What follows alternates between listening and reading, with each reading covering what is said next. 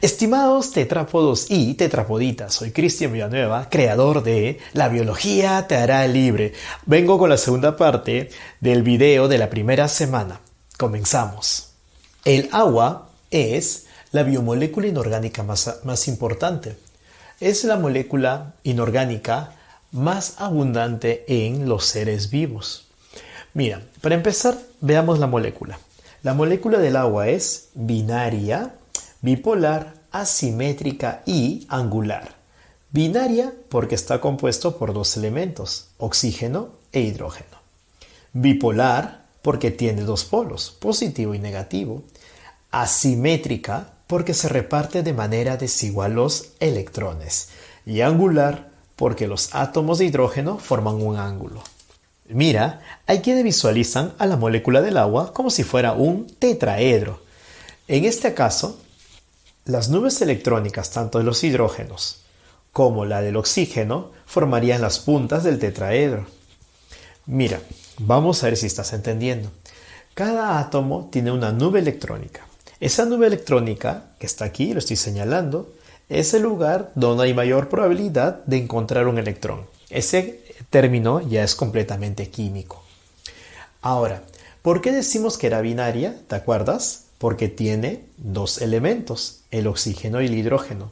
¿Por qué bipolar? Porque tiene carga eléctrica, tiene dos polos.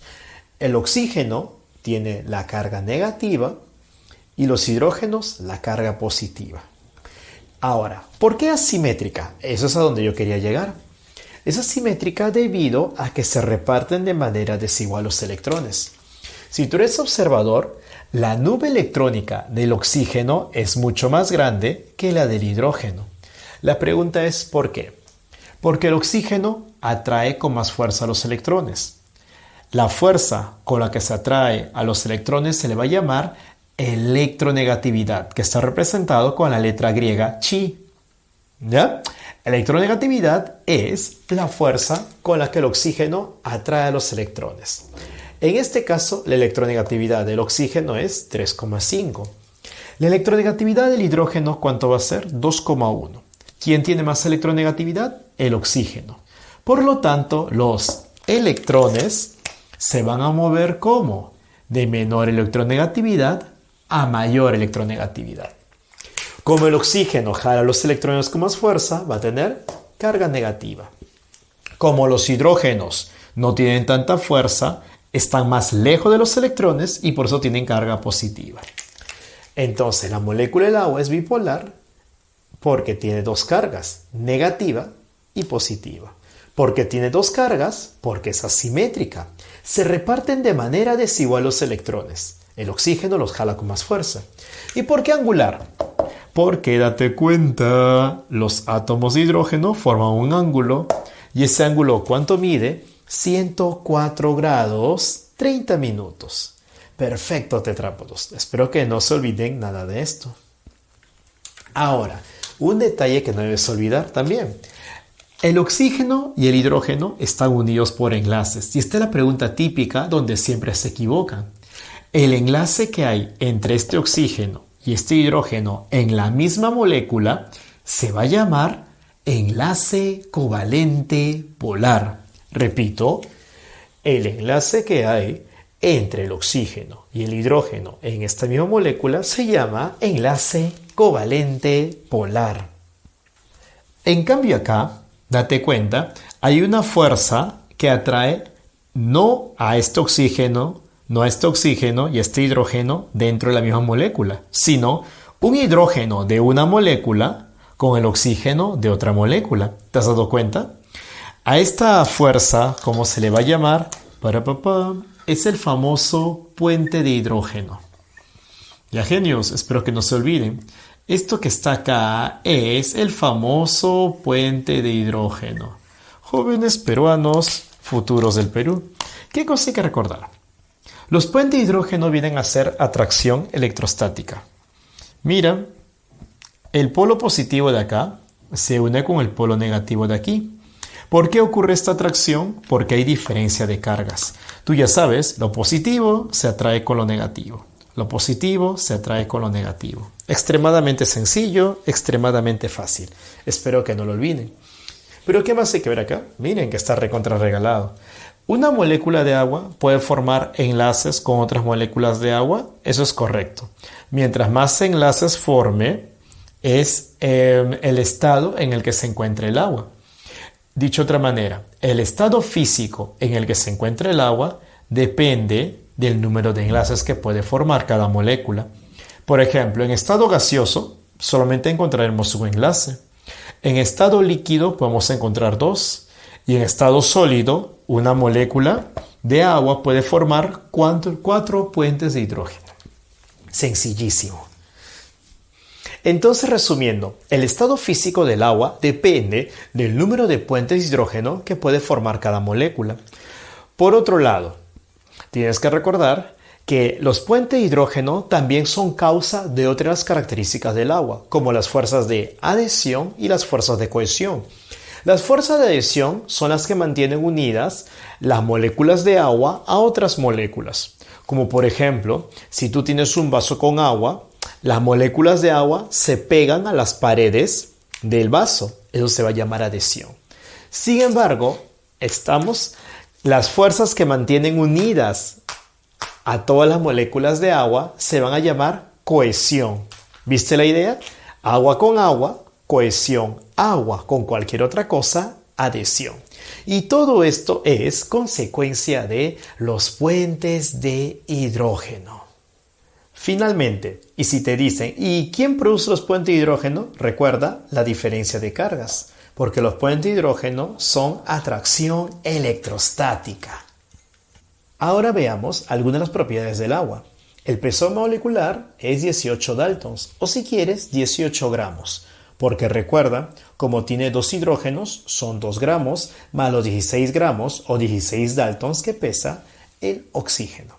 El punto de fusión, es decir, la temperatura a la cual pasa de líquido a sólido, es 0 grados centígrados a una atmósfera de presión. Y recuerda, ¿por qué tengo que indicar la presión? Fácil, porque este valor varía de acuerdo a la presión. Para que me entiendas bien, mira, el punto de ebullición, es decir, la temperatura a la cual el agua hierve, es 100 grados centígrados. ¿Ya? A una atmósfera de presión nuevamente. Profe, no me quedó claro cómo es eso que la presión varía todo.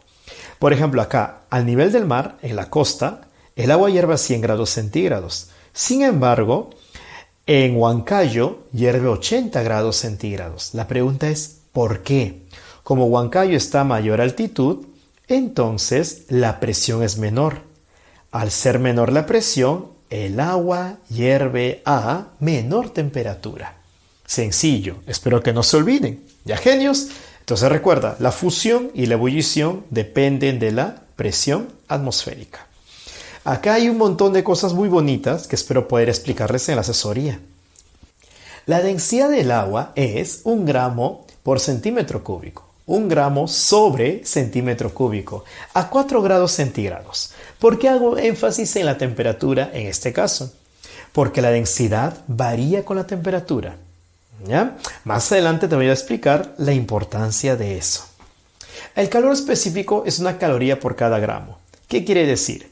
Que si yo quiero que 1 gramo de agua eleve su temperatura en 1 grado centígrado, tengo que poner 1 caloría. El calor específico es importante porque me indica que el agua absorbe mucho calor elevando poco su temperatura. Por eso el agua va a ser termorreguladora, pero eso te explicaré después. Y el calor de vaporización es 540 calorías por gramo. Profe, ¿pero ese valor qué me indica? Fácil. El calor de vaporización, espero que lo estés apuntando, es la cantidad de calor necesaria para convertir 1 gramo de agua en vapor. ¿Ya? El calor de vaporización es la cantidad de calor que tengo que invertir para que 1 gramo de agua se convierta en vapor. ¿Estamos? Otro lo define de otra manera, que es la cantidad de calor necesaria para el cambio de fase líquida a fase gaseosa. La tensión superficial es la fuerza que mantiene unidas a las moléculas del agua en la superficie. Esto es importante. ¿Por qué?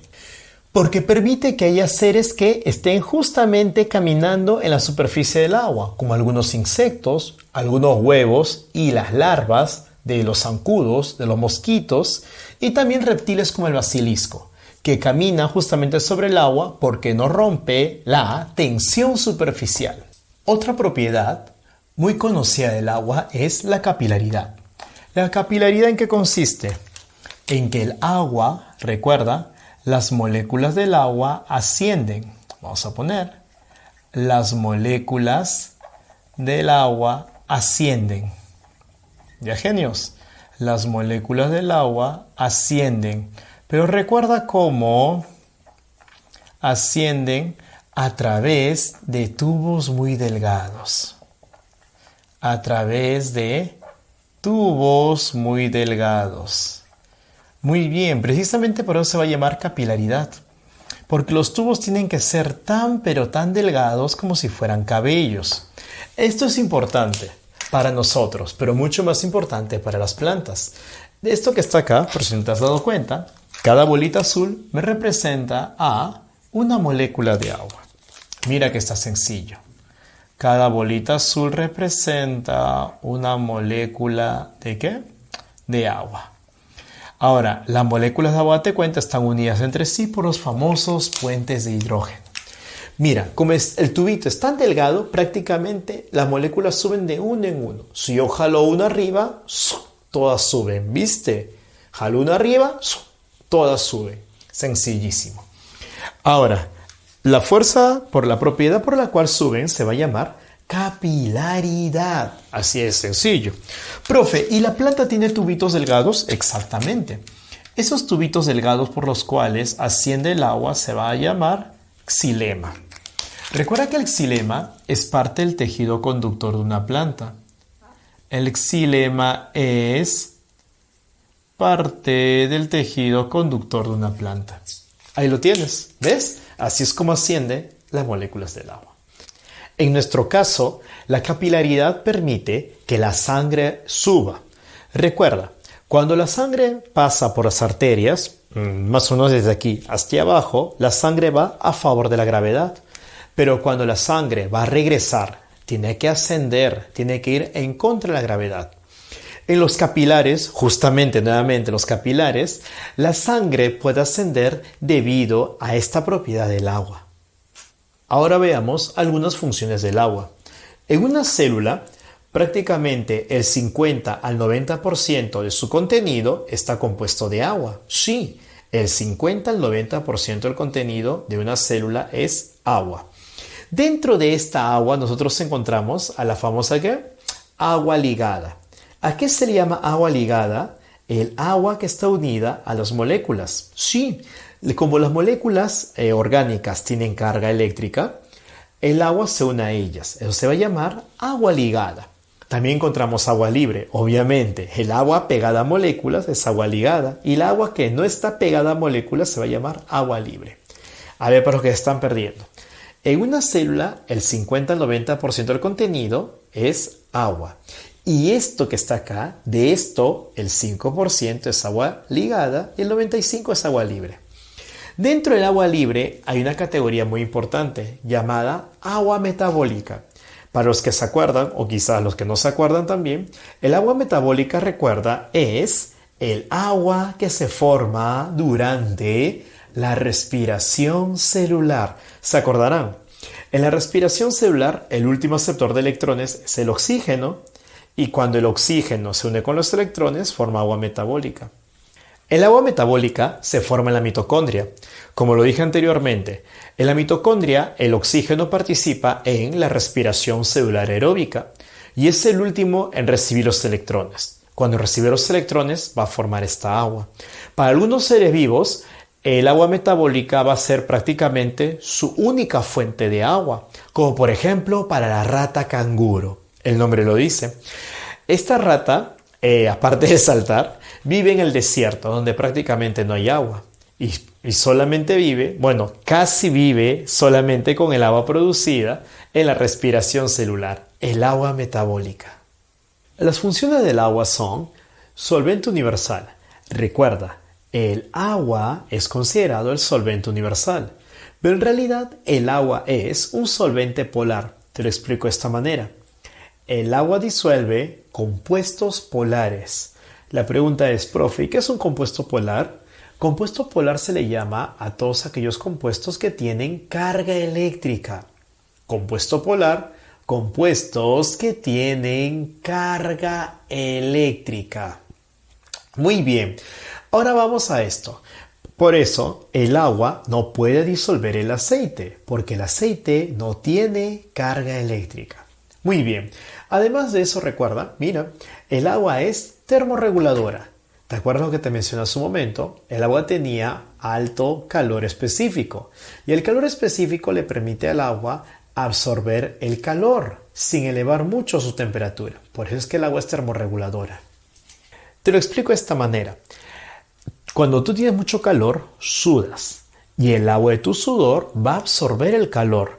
Por lo tanto, el sudor es importante porque permite refrigerarnos, permite bajar nuestra temperatura. Aparte, también cumple función de termorreguladora el agua en el clima, o para ser más exactos en el tiempo. Por ejemplo, las ciudades que están cerca de la costa tienen el mar. Durante el día, el mar absorbe todo el calor proveniente del sol. Y en la noche, devuelve el mar ese calor. Al devolver el mar ese calor, el aire de allí se calienta y va a la ciudad. Ese aire, recuerden, ese viento se va a llamar barlovento. Ese viento va a ser muy caliente. Es por eso que en verano la gente que vive en la costa, ya sea en Lima, ya sea en Trujillo, van a sentir más calor que durante el día. Sí, aunque no lo crean, y eso les ha pasado. Porque durante la noche el agua libera todo el calor que ha absorbido durante todo el día. Eso es importante porque hace que la temperatura se mantenga constante en las ciudades que están cerca de la costa. Por ejemplo, en Huancayo ocurre lo contrario. Como no hay un mar o no hay un lago cerca, en el día ellos pueden llegar a 30 grados de temperatura y en la noche pueden llegar a 4 o 5 grados de temperatura. ¿Por qué? Porque no hay un mar que devuelva el calor.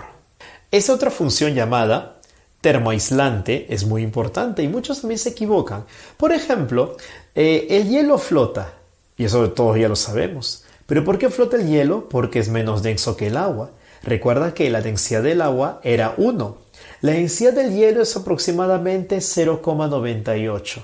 ¿Y por qué es importante? Como el hielo flota, evita que el agua que está aquí abajo se congele. El hielo es mal conductor del calor. El hielo es mal conductor del calor. Por lo tanto, el hielo al flotar evita que el agua que está debajo en un lago o en un río se congele. Eso es termoaislante. ¿Por qué función de transporte? Esto está extremadamente sencillo. Porque el agua de la sangre va a transportar gases como el oxígeno y el CO2. Va a transportar también sustancias como la glucosa, proteínas, sales en forma de iones y obviamente también desechos. Recuerda que los desechos nitrogenados, como la urea, se forman en el hígado y viajan por la sangre. Pero recuerda, es el agua de la sangre quien lo disuelve y lo transporta. Vamos, otra función, ¿cuál va a ser? Difusión. Recuerden bien esto. Para que haya un intercambio de gases, estamos en donde las células recogen el oxígeno, por decir, y dejan el CO2 o lo que ocurre en el alveolo pulmonar, que el oxígeno pasa del aire a la sangre y de la sangre al aire pasa el CO2, tiene que haber agua. Para que ocurra la difusión o el intercambio de gases, tiene que estar la superficie cubierta de agua, porque la difusión ocurre mejor en un medio líquido. Y esa es la explicación de por qué la piel de la rana tiene que estar húmeda, porque recuerda que los anfibios respiran a través de la piel. Difusión. Amortiguadora. Esto me han estado preguntando durante toda la semana. Recuerda que el agua absorbe los impactos. El agua absorbe los golpes. Por lo tanto, los órganos más importantes están rodeados de agua. Ahora tú dirás, profe, ¿y por qué amortiguadora? ¿Cómo es eso que se vuelve amortiguador? Fácil. Los líquidos son incomprimibles. Los líquidos no se pueden comprimir. Por lo tanto, nuestro cuerpo se aprovecha de ello para proteger a nuestros órganos. Por ejemplo, el cerebro, que está rodeado de líquido cefalorraquídeo, el corazón, que tiene líquido pericárdico. Aparte de eso, también encontramos el líquido sinovial, que se encuentra en la articulación de la rodilla, y la bendición, que está rodeada de líquido amniótico. ¿Estamos? El agua absorbe los golpes, función amortiguadora. Y también soporte químico. ¿Cómo es eso? Recuerda que la mayoría de las reacciones químicas ocurren en fase acuosa. Un aspecto que no tenemos que olvidar es el pH. El pH es la medida de la acidez y o alcalinidad. La medida de la acidez y o alcalinidad. Mira, el pH se calcula con el menos logaritmo de la concentración de iones hidrógeno. Recuerda que el agua químicamente pura contiene iones hidrógeno disueltos. Entonces, yo saco el menos logaritmo de esa concentración y eso me da el pH. Ahora, el agua químicamente pura no solamente tiene iones hidrógeno, sino también iones hidroxilo disueltos. Así que si yo calculo el pH, obviamente también que puedo calcular el pOH. Y recuerda, el pH más el pOH, todo cuánto va a sumar, 14. Nunca se olviden de eso. La escala de pH nos indica justamente si una sustancia es ácida o es básica. Del 1 al 7 es ácido y del 7 al 14 es básico. Para que lo entiendas, imagínate que yo tengo un pH de 7. Estoy aquí. Si el pH aumenta, esta recta me indica la concentración de iones hidrógeno. Si el pH aumenta, la concentración disminuye. Pero ¿usted cómo sabe? Fácil. Si el pH aumenta, me estoy moviendo hacia la derecha, porque el pH está aumentando, pH. Si me muevo hacia la derecha, porque el pH aumenta, la concentración de iones hidrógeno va disminuyendo. Pero mira, comienzo en 7 y ahora el pH disminuye. Si disminuye, se está yendo hacia la izquierda, mira, ¿ves? Está disminuyendo. Si el pH disminuye, ¿qué pasa con la concentración? Aumenta. ¿Lo viste? Si el pH aumenta, la concentración disminuye. Si el pH disminuye, la concentración aumenta. Eso está muy sencillo. Por lo tanto, acá lo pongo, la concentración de iones hidrógeno. ¿Y qué más? Y el pH son inversamente proporcionales. Si uno aumenta, el otro disminuye. Si uno disminuye, el otro aumenta. Y acá te he puesto algunos pH referenciales para que entiendas bien. Mira, el vinagre tiene pH 3, sin embargo el jugo gástrico tiene pH 2. Obviamente, que de 2 a 3 pareciera que no hubiera mucha diferencia, ¿no? Dirás, profe, pero el vinagre no quema. ¿Y por qué el otro sí quema si solamente es un punto de diferencia? Porque esto es escala logarítmica. Esto es escala logarítmica. Por lo tanto, de 2 a 3 en realidad no hay un punto. Hay 10 veces de diferencia. Es por eso que el jugo gástrico es muy ácido y el vinagre no se siente tan ácido. Mira acá la cerveza y mira el de la leche. Sí, la leche es ligeramente ácida. Por acá tenemos al detergente y la lejía. Cada órgano de nuestro cuerpo tiene su propio pH.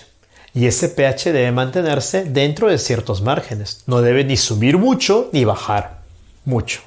Te lo pongo de esta manera. Tu boca es ligeramente alcalina.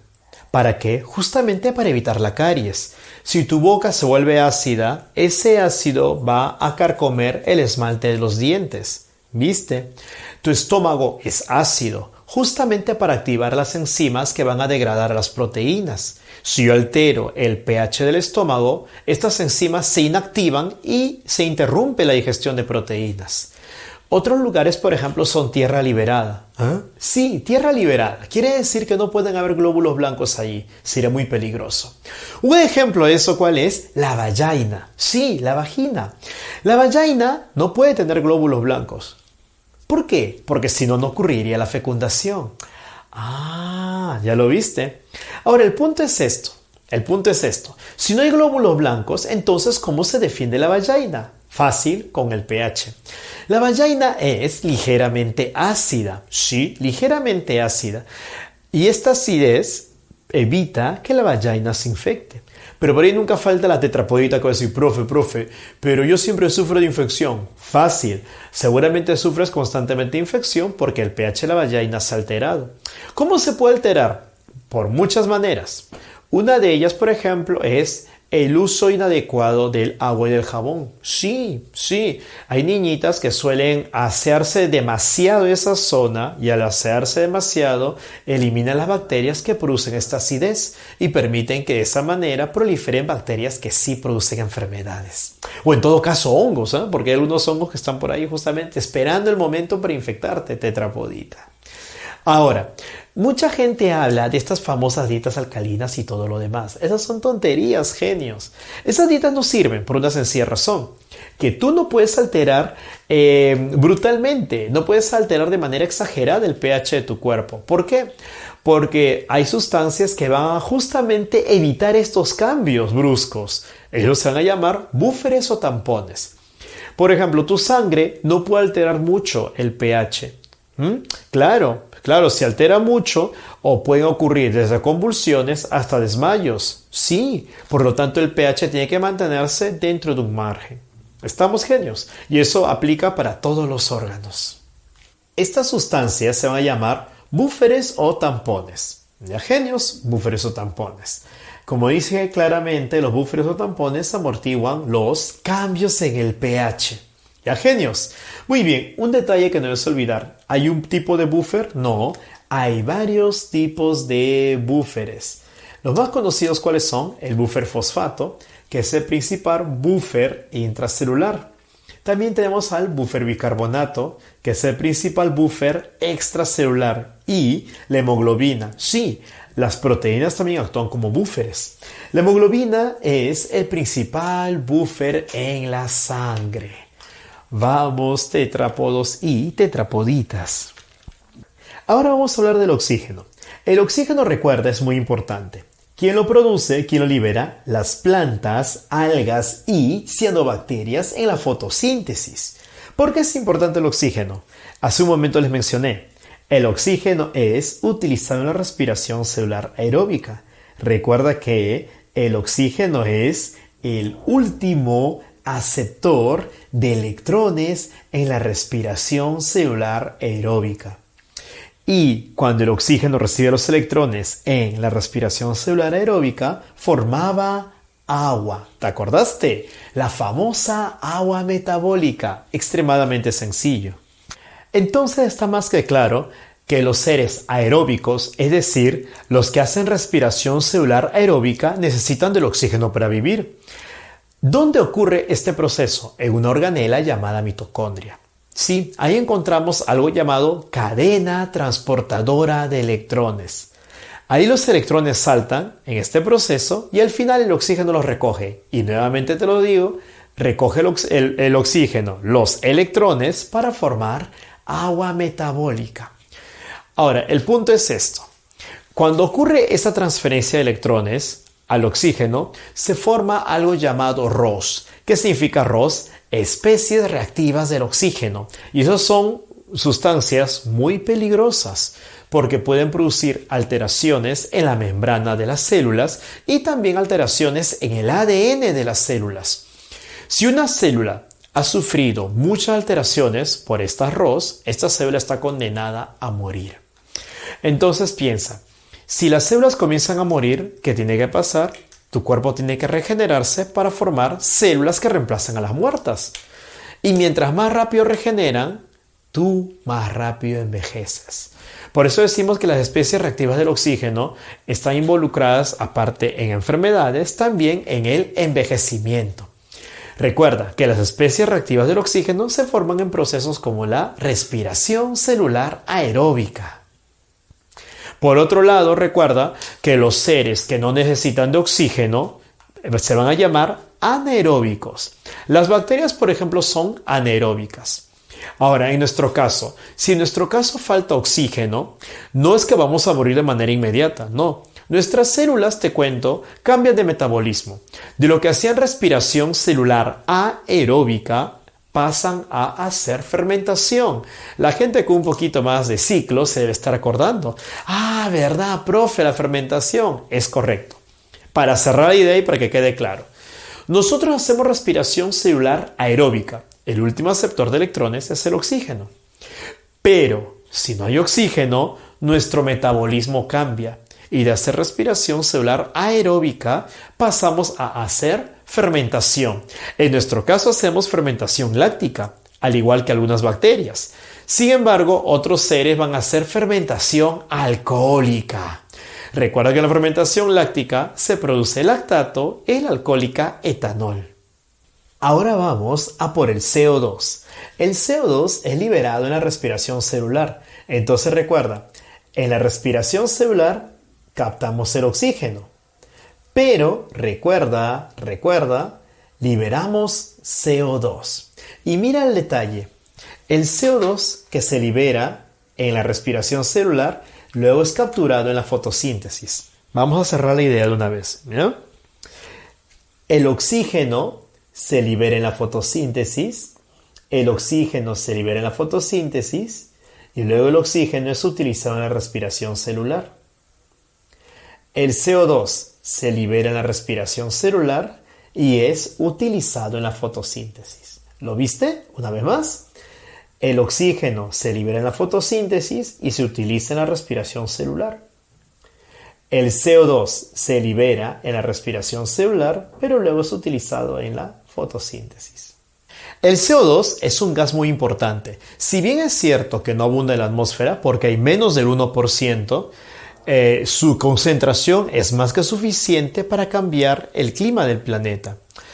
El CO2 atrapa el calor y eso se lo va a llamar efecto invernadero. Ahora, si hay mucho CO2, más calor se atrapa y eso produce el famoso calentamiento global.